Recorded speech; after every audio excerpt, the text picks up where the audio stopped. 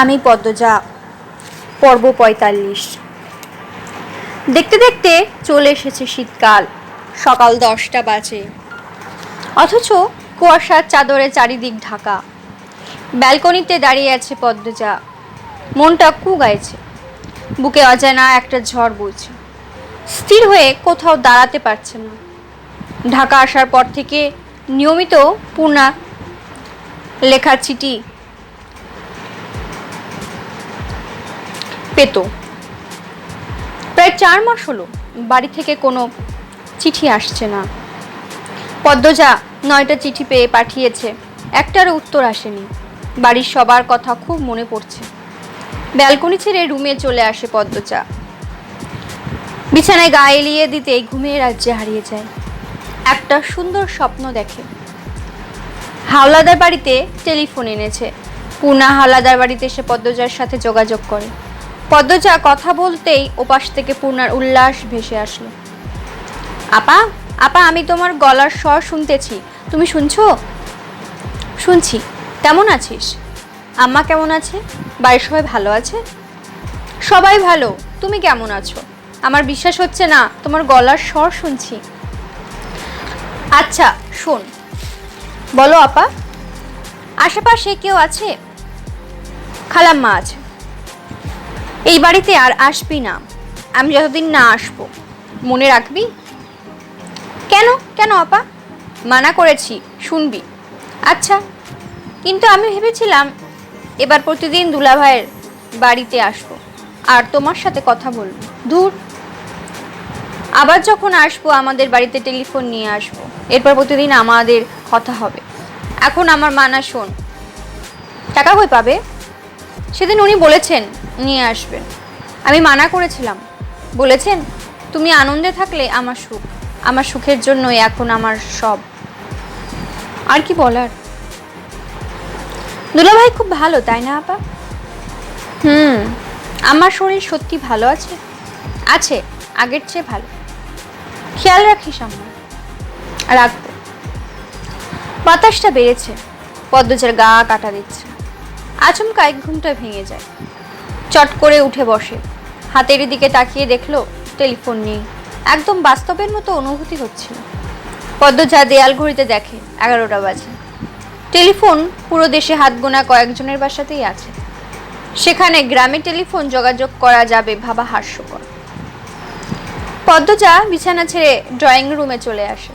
কপালে হাত দিয়ে দেখে গায়ে জ্বর এসেছে। পূর্ণার সাথে কথা বলতে ইচ্ছা করছে। সে দীর্ঘশ্বাস ছাড়ল। রান্নাঘরে যেতে যেতে মনে ডাকল, মনা। পরক্ষণেই মনে পড়ল মনা বাসায় নেই। 2 দিন আগে বাড়িতে গিয়েছে। খুব একা লাগছে তার। সব কিছু রান্না করা আছে, আর কি রাঁধবে? 1 কাপ চা বানিয়ে খাওয়া যায়। পদ্মজা 1 কাপ চা নিয়ে ড্রয়িং রুমের জানালার পাশে ঘেঁষে বসল। গ্রামের সোনালি দিনগুলোর কথা মনে পড়ছে। মোর্শেদ প্রথম যেদিন সোয়েটার কিনে দিয়েছিলেন, সেই দিনটির কথা মনে পড়ছে। সকাল সকাল উঠে খেজুরের রস দিয়ে পিঠা খাওয়া, কত লোভনীয় সেই দিনগুলো। কলিং বেল বেজে উঠল। অসময়ে কলিং বেল শুনে পদ্মজা অবাক হলো। আমির তো এখন আসবে না, 2 ঘন্টা আগেই বের হলো। তাহলে কে এসেছে? গায়ে শাল টেনে নিল সে। এরপর দরজা খুলল। দরজার সামনে আমির দাঁড়িয়ে আছে। পদ্মজা অবাক হয়ে জানতে চাইল, এত দ্রুত? তৈরি হও, বাড়িতে যাব। পদ্মজা চোখের পলক ফেলে আবার তাকালো। বলল, বাড়িতে মানে অলন্দপুর? আমি দরজা লাগিয়ে দিয়ে বলল, দ্রুত যাও, শাড়ি পাল্টাও। পদ্মজার উৎকণ্ঠা। হুট করে যে কোনো খারাপ খবর? আমি হেসে বলল, তেমন কিছু না। কদিন ধরেই দেখছি মন খারাপ করে বসে থাকো, তাই হুট করে যাওয়ার কথা ভাবলাম। তোমার কলেজে তো শীতে বন্ধই আছে। আমি 1 সপ্তাহের জন্য ম্যানেজারকে সব বুঝিয়ে দিয়েছি। আর আলমগীর ভাইয়াও এসেছে। কোনো চিন্তা নেই। এবার দ্রুত যাও, ট্রেন 12টায়। আজকে শেষ ট্রেন কিন্তু এটাই। আমি তৈরি আছি, শুধু লাগেজ 2-3টা শার্ট ঢুকিয়ে নিলেই হবে। পদ্মজা আর কিছু বলল না, ছুটে যায় 2 তলায়। তার হৃৎপিণ্ড খুশিতে দামামা বাজাচ্ছে। 10 মিনিটের ব্যবধানে শাড়ি পাল্টে লাগেজও গুছিয়ে ফেলে। দুজন বেরিয়ে পড়ে। গন্তব্য অলন্দপুর। দীর্ঘ 8 মাস পর জন্মস্থান, জন্মদাত্রী, জন্মদাতা, ভাই বোন সবাইকে দেখতে পাবে পদ্মজা। ভেতরে ভেতরে উত্তেজনা এতটাই কাজ করছে যে শীতের প্রকোপ টের পাচ্ছে না সে। কেবিনে ঢোকার পর থেকেই বারবার এক কথাই বলে চলেছে পদ্মজা, কতদিন পর যাচ্ছি, আম্মা হুট করে আমাকে দেখে জ্ঞান না হারিয়ে ফেলে। পূর্ণা নিশ্চিত জ্ঞান হারাবে। আমির হাসল। পদ্মজার এক হাত মুঠোয় নিয়ে বলল, আসো গল্প করি। পদ্মজার তাকালো, তার চোখ দুটি হাসছে, চিকমিক করছে। সে প্রশ্ন করল, আলমগীর ভাই আমাদের বাসায় উঠবেন? না, অফিসেই থাকবে। রানী আপা ভালো আছে? কিছু বলেছে? আমি চুল ঠিক করতে করতে ব্যথিত স্বরে বলল, ওর জীবনটা নষ্ট হয়ে গেছে। বাচ্চা নষ্ট করতে দিল না, এরপর মৃত বাচ্চা জন্ম দিল। এখন অবস্থা আরো করুন, ঘরেই বন্দি। ইস, খারাপ লাগে ভাবলে, মানুষের কপাল এত খারাপ কি করে হয়। মোড়ল বাড়ির সড়ক দেখা যাচ্ছে। পদ্মজা খুশিতে আত্মহারা, দ্রুত হাঁটছে। সে কখনো বাহারি শাড়ি বোরকা পরে না, আজ পরেছে। শাড়ি বোরকা দুটোতেই ভারী কাজ, চকচক করা ছোট বড় পাথর, দেখলে মনে হয় হীরা পান্না চিকচিক করছে। সে তার মাকে দেখতে চায়, সে কতটা সুখী, কোনো কমতি নেই তার জীবনে। মোড়ল বাড়ির গেটে ধাক্কা দিয়ে ভেতরে ঢুকতে সব আনন্দ উল্লাস নিভে যায়। পূর্ণা প্রেমা দাঁড়িয়ে আছে, দুজনকে চেনা যাচ্ছে না, শুকিয়ে কয়লা হয়ে গেছে, চোখ গর্তে ঢুকে গেছে, গাল ভাঙা, গায়ে শুধু হাড্ডি। মনে হচ্ছে কতদিন অনাহারে কাটিয়েছে। পূর্ণা পদ্মজাকে দেখেই আপা বলে কেঁদে উঠল। ছুটে না এসে মাটিতে দপ করে শব্দ তুলে বসে পড়ল। প্রেমা দৌড়ে এসে পদ্মজাকে জড়িয়ে ধরে কাঁদতে থাকলো। পদ্মজা বাকরুদ্ধ, অজানা আশঙ্কায় গলা শুকিয়ে আসছে। চোখ দুটো খুঁজতে থাকলো মাকে। পদ্মজা আমিরের দিকে তাকালো। আমিরের চোখ অস্থির। পদ্মজা প্রেমার মাথায় হাত বুলিয়ে দিল। আর চোখে দেখে পূর্ণা হাউমাউ করে কাঁদছে। কেন আসছে না ছুটে? কিসের এত কষ্ট ওর? পদ্মজা এগিয়ে আসে, পূর্ণাকে টেনে তুলে ক্ষীণ স্বরে বলল, এত শুকিয়েছিস কেন? আম্মা, আম্মা ভালো আছে? আপা, আপারে বলে পদ্মজাকে শক্ত করে জড়িয়ে ধরল পূর্ণা। পদ্মজা ঘরের ভেতরে তাকায়, কয়েক জোড়া চোখ তার দিকেই তাকিয়ে আছে। অজ্ঞাত ভয়ে গলা দিয়ে কথা আসছে না তার। পূর্ণাকে এক হাতে জড়িয়ে ধরে ঘরের ভেতরে ঢুকলো পদ্মজা। সদর ঘরের চেনা অনেকগুলো মুখ, প্রতিবেশী সবাই। আপন মানুষগুলো কোথায়? পদ্মজা আরো দুপা এগিয়ে আসে। উঠান থেকে মঞ্জুরার কণ্ঠ ভেসে আসে, পদ্ম আইছে পদ্ম। সদর ঘরের মধ্যখানে পাটিতে শুয়ে আছেন হেমলতা, গায়ের ওপর কাঁথা, মেরুদণ্ড সোজা করে শুয়ে আছে। গোলাপ জলের ঘ্রাণ চারিপাশে। পদ্মজার বুকের ছিঁড়ে যাচ্ছে।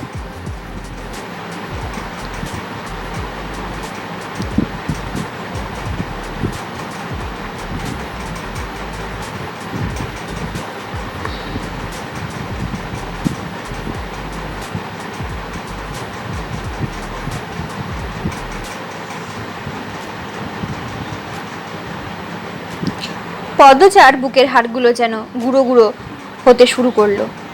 বুকে এত ব্যথা হচ্ছে। সে হেমলতার পাশে বসল, নিস্তরঙ্গ গলায় ডাকল, আমা, ও আমা। হেমলতা পিটপিট করে তাকান, চোখ দুটো ঘোলা, গাল ভেঙে গেছে, চোখ দুটি গর্তের গভীর আড়ালে হারিয়ে যাওয়া পথে। পদ্মার দিকে তাকিয়ে আবার চোখ সরিয়ে নিলেন, চিনতে পারলেন না। পদ্মজা হেমলতার এক হাত মুঠোয় নিয়ে চুমু দিল। 2 ফোঁটা জল গড়িয়ে পড়ে হেমলতার হাতে। তাতেও হেমলতার ভ্রুক্ষেপ নেই। তিনি নিজের মতো ঘরের ছাদে তাকিয়ে আছেন। মঞ্জুরা সদর ঘরে ঢুকে বিলাপ শুরু করেন মাত্র পদ্মজা জোরে চেঁচে উঠল, চুপ করো, কেউ কাঁদবে না, চুপ করো। সবার কান্না থেমে যায়। পদ্মজা হেমলতাকে বলল, ও আম্মা কথা বলো, আমি তোমার পদ্মজা, তোমার আদরের পদ্মজা। আম্মা 4 মাস ধরে কাউকে চেনে না আপা। পূর্ণা ডুকরে কেঁদে উঠল। পদ্মার চোখ পড়ে সদর ঘরের কোণে। মোর্শেদ কপালে হাত দিয়ে বসে আছেন। মানুষটাকে চেনা যাচ্ছে না একদম। পিঠের হাড্ডি ভেসে আছে। পদ্মজা বাকহীন হয়ে পড়েছে। কিছু বলবে নাকি কাঁদবে, বুকে কেমন যেন হচ্ছে। শরীরের শক্তি যে কেন যে সুখে শুষে নিয়েছে। পদ্মজা 2 হাতে হেমলতার মাথা তুলে ধরল। হেমলতা তাকান, নিষ্প্রাপ চাহনি। হেমলতার মাথাটা পদ্মজা বুকের সাথে জড়িয়ে ধরে আকুল ভরা কণ্ঠে বলল, একবার কথা বলো আম্মা, একবার দু হাতে জড়িয়ে ধরো। হেমলতার হাত দুটো নেতিয়ে আছে মাটির ওপর। পূর্ণা খেয়াল করে হেমলতার হাত দুটো কাঁপছে। চেষ্টা করছে পদ্মজাকে জড়িয়ে ধরার, কিন্তু পারছে না। তাহলে কি পদ্মজাকে চিনতে পেরেছেন? পদ্মজা কাঁদতে থাকলো। অনেক অনেক কিছু বলছে, কারোর কথা কানে ঢুকছে না। শুধু বুঝতে পারছে এই পৃথিবীর বুক থেকে তার মা হারিয়ে যাচ্ছে। হারিয়ে যাচ্ছে হেমলতা, হারিয়ে যাচ্ছে তার কল্পনা রাজ্যের রাজরানী। স্বপ্ন তো সব পূরণ হয়নি, এ তো কথা ছিল না। তবে কেন এমন হচ্ছে? পদ্মজার বুক ছিঁড়ে যাচ্ছে, যন্ত্রণায় সারা শরীর বিষিয়ে যাচ্ছে। কাপা ঠোঁট হেমলতার পুরো মুখে চুমু খেলো পদ্মজা। ভারী করুণ ভাবে বলল, ও আম্মা, কোথায় হারালো তোমার তীক্ষ্ণ দৃষ্টি, ঝাঁঝালো কণ্ঠ? কেটে যায় অনেকটা মুহূর্ত।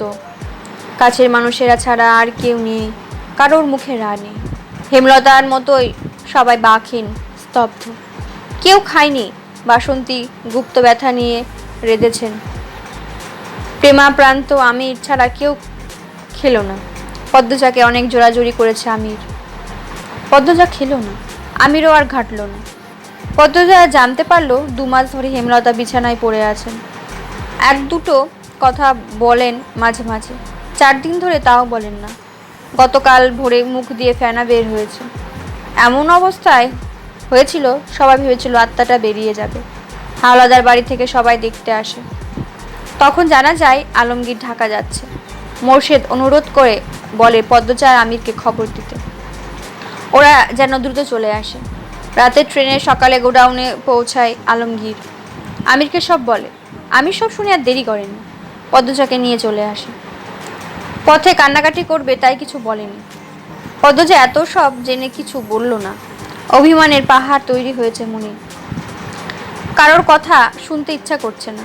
সারাক্ষণ চেষ্টা করছে হেমলতার সাথে কথা বলার। হেমলতা কিছুতেই কথা বলছেন না। একটু একটু পানির বেশি আর কিছুই খাচ্ছেন না। গায়ে মাংস বলতে নেই, চামড়া ঝুলে পড়েছে। পদ্মজা হেমলতার পুরো শরীর মুছে দিয়ে কাপড় পাল্টে দিল। এরপর শোয়া অবস্থায় উঁচু করালো। ঠোঁট ভেঙে কেঁদে আরো একবার আকুতি করলো, একবার কথা বলো আম্মা, একবার ডাকো পদ্মজা বলে। হেমলতা তাকালেন, কিছু বললেন না, তাকিয়েই রইলেন। মাঝরাতে সবাই যখন ঘুমে, পদ্মজা জেগে। ক্লান্ত হয়ে সবার চোখ দুটি লেগে গেলেও তার চোখ দুটি পলকও ফেলছে না। মনে হচ্ছে কে যেন চারপাশে ঘুরছে তার মাকে নিয়ে যেতে। ঝিঝি পোকার ডাক, শেয়ালের হাঁক ছাপিয়ে সে যেন কারোর পায়ের শব্দ শুনতে পাচ্ছে। অবচেতন মন আজরাইলের উপস্থিতি অনুভব করছে। পদ্মজার বুকে ভয় জেগে বসে। চোখ ফেটে জল বেরিয়ে আসে।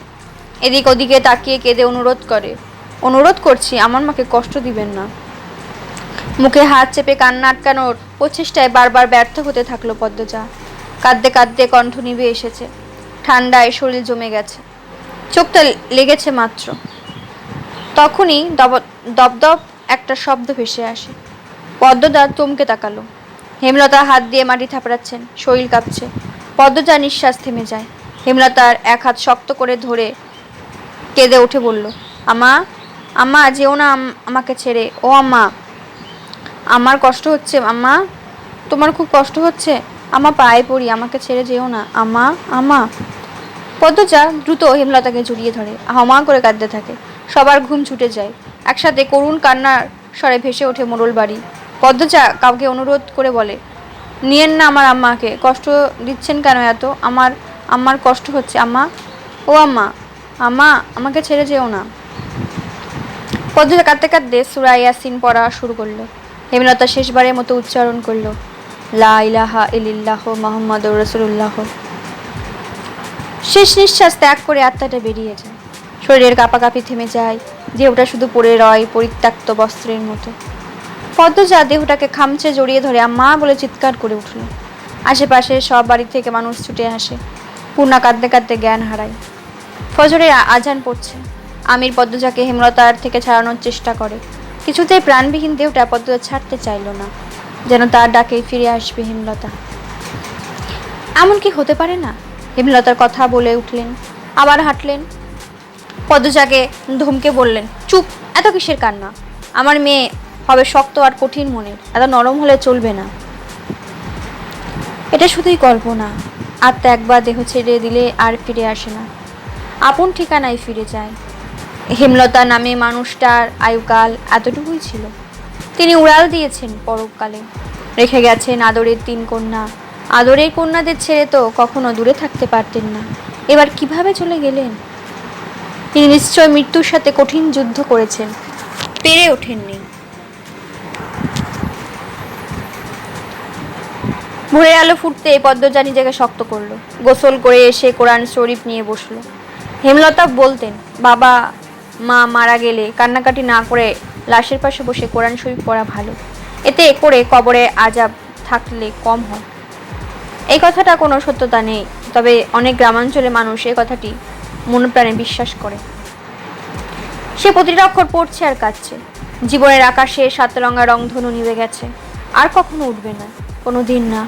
মোর্শেদ পাঞ্জাবির হাতা দিয়ে চোখের জল মুছছেন, আবার বেঁচে যাচ্ছে। গোসলের পর হেমলতার মুখটা উজ্জ্বল হয়েছে, ঠোঁটের কোণে যেন হাসি লেগে আছে।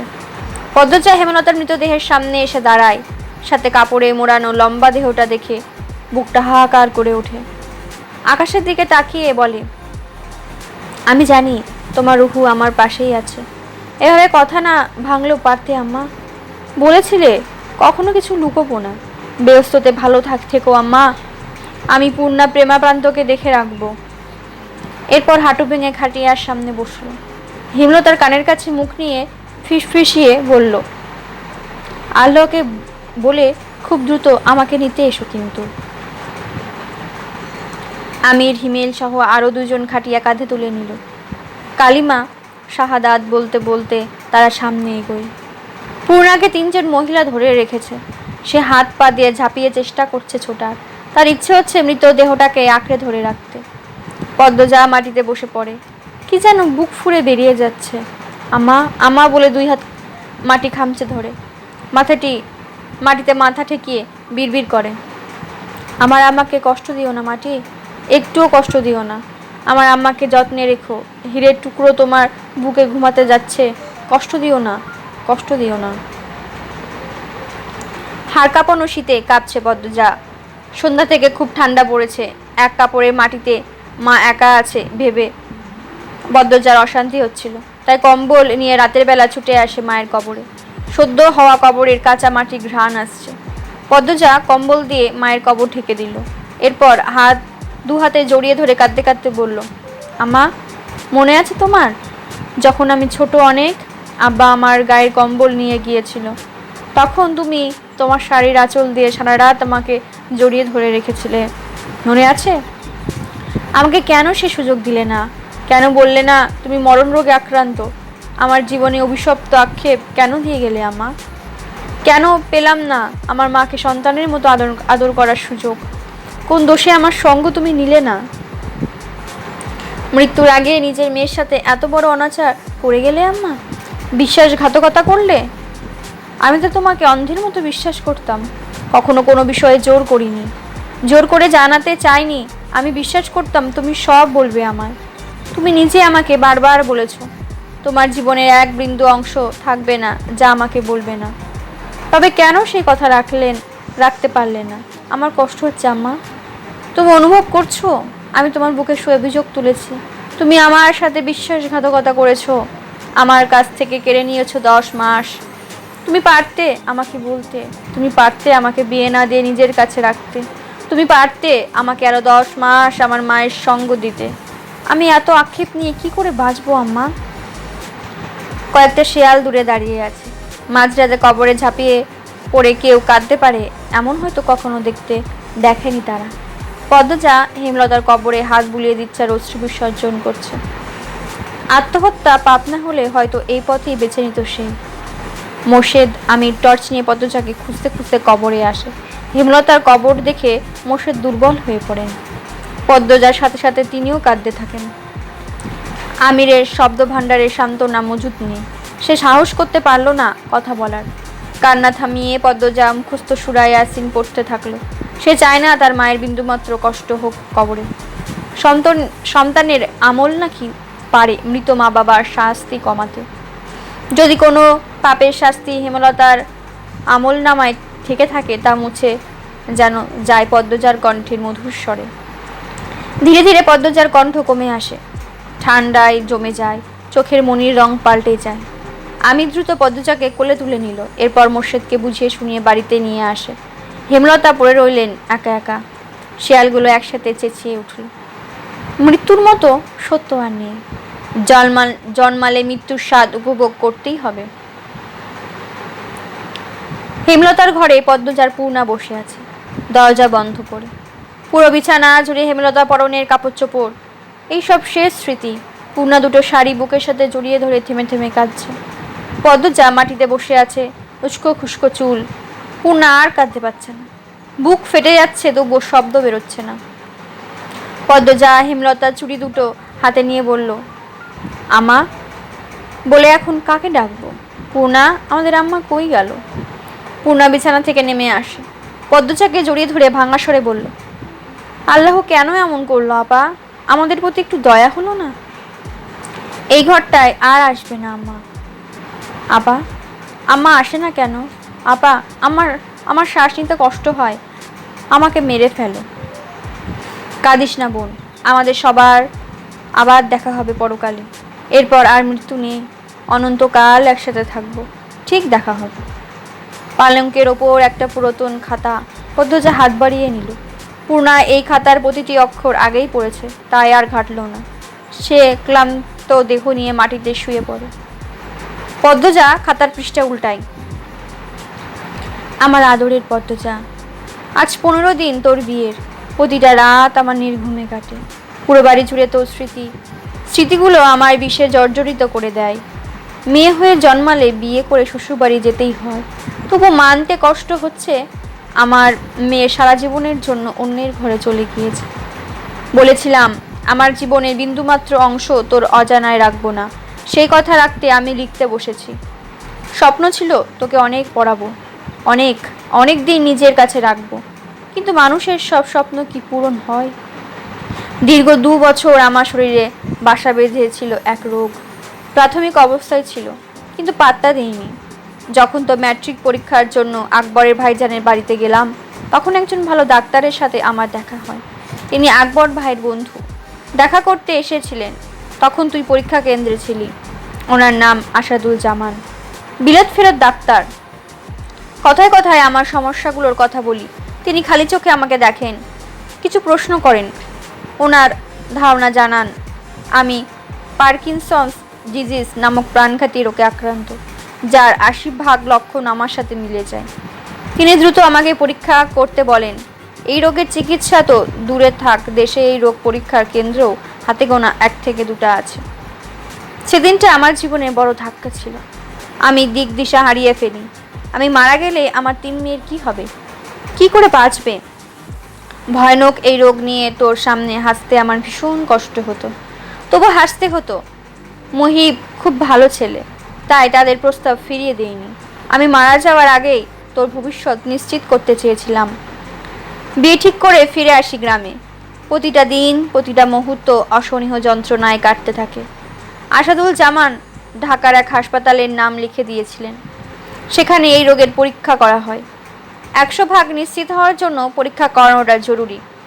তার জন্য কেউ একজনকে দরকার বাসে। তোর আব্বাকে সব বলি। সব শুনে তোর আব্বা হামা করে বাচ্চাদের মতন কেঁদেছে। আল্লাহর ওপর ভরসা রেখে চলে যাই ঢাকা। আমি তখন হুঁশে ছিলাম না, মৃত্যু আমার পিছনে ধাওয়া করছিল। তাই মাথায় আসেনি আমি না থাকলে আমার মেয়েদের কোনো ক্ষতি হতে পারে। ঢাকা যাওয়ার পথে আল্লাহর কাছে চাকতি করি যেন পরীক্ষায় কিছু ধরা না পড়ে, বিয়েটা ভেঙে দিতে পারি, আর আমার মেয়েদেরকে আমি আরও কয়েকটা বছর নিয়ে বাঁচতে পারি। কিন্তু আল্লাহ শুনলেন না, তিনি দয়া করলেন না। মা, জানতে পারি আমার হাতে সময় কম, এ রোগে নিরাময় নেই, যে কোনো বছরে যে কোনো মুহূর্তে মারা যেতে পারি। এই কথা শোনা আমার পক্ষে সহজ ছিল না, ভেঙে গুড়িয়ে গিয়েছিলাম। কিন্তু তোদের কথা মনে পড়তেই আবার নিজেকে শক্ত করে নিয়েছি। যতদিন বাঁচবো শক্ত হয়ে বাঁচবো, তোর জীবন গুছিয়ে দিয়ে যাব। আমি পেরেছি, তোর বিয়ে হয়েছে, ভালো ছেলের সাথে সুখে আছিস, এই তো শান্তি। আমার ভাবতে কষ্ট হয় একদিন তোকে, তোদের সবাইকে আমি ভুলে যাব। এখন তো কথা ভুলে যাই, তখন নিজের নারী ছেঁড়া সন্তানদের মুখও অচেনা হয়ে যাবে। কি নির্মম, তাই না মা? তুই ঢাকা চলে গিয়েছিস অনেক দিন হলো। আমার মনে হচ্ছে আমাদের আর দেখা হবে না। আমার শরীরের অবস্থা ভালো না। আজ নাকি প্রান্তকে চিনতে পারিনি আমি। বেশ অনেকক্ষণ পর চেহারাটা আমার অচেনা লেগেছে। কি অদ্ভুত, ভুলেছে আবার মনে পড়ে। হাত পা মাথা মুখে থুতনি চোয়ালে মাঝে মাঝে খুব কাঁপে। ধীরে ধীরে শরীরের ভারসাম্য একদম নষ্ট হয়ে যাচ্ছে। লাহারি ঘরে গিয়েছিলাম, হুট করে চৌকির ওপর থেকে পড়ে গিয়েছি। পূর্ণার কি কান্না! মেয়েটা খুব কাঁদুনে হয়েছে। একদমই হাঁটতে ইচ্ছা করে না, শক্তি কুলোয় না। তোর কথা খুব মনে পড়ে। বৃদ্ধ হয়ে তোর শরীরের ভর দিয়ে হাঁটার ইচ্ছে ছিল মনে। পেটের চামড়ায় ফোসকার মতো কি যেন হয়েছে, চুলকায়, ব্যথা করে, রাত্রে ঘুম হয় না যন্ত্রণায়। তোর আব্বা আমার অশান্তি দেখে ঘুমোতে পারে না। বাসন্তী আপা সব জানে, মানুষটা অনেক ভালো। ভুল তো সবাই করে, এমন কেউ আছে যে জীবনে ভুল করেনি?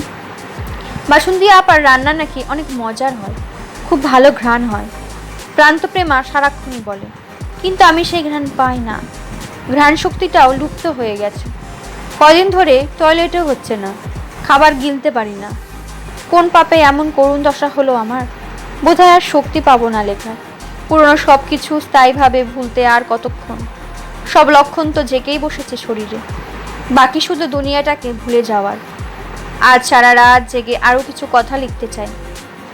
সেদিন আমি জলিল আর মজনুর ছেলেকে খুন করেছি। ছইদ তার আগেই খুন হয়ে গিয়েছিল।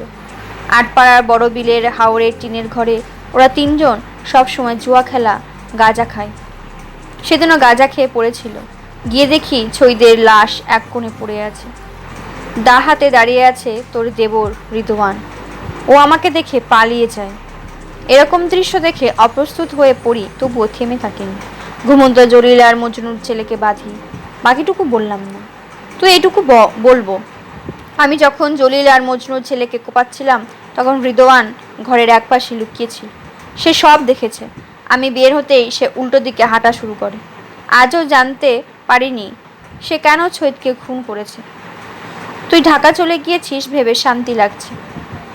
রিদওয়ান ভয়ঙ্কর মানুষ। তার খুন করার হাত বলছে এটা তার প্রথম খুন নয়। সাবধানে থাকবি, আমিরকে সাবধানে রাখবি। তোর শাশুড়িকে কাঁদতে দেখেছি, ওনাকে আপন করে রাখবি। আর লেখা যাচ্ছে না, হাত কাঁপছে, কেমন ঝাপসা হয়ে আসছে চারিদিক।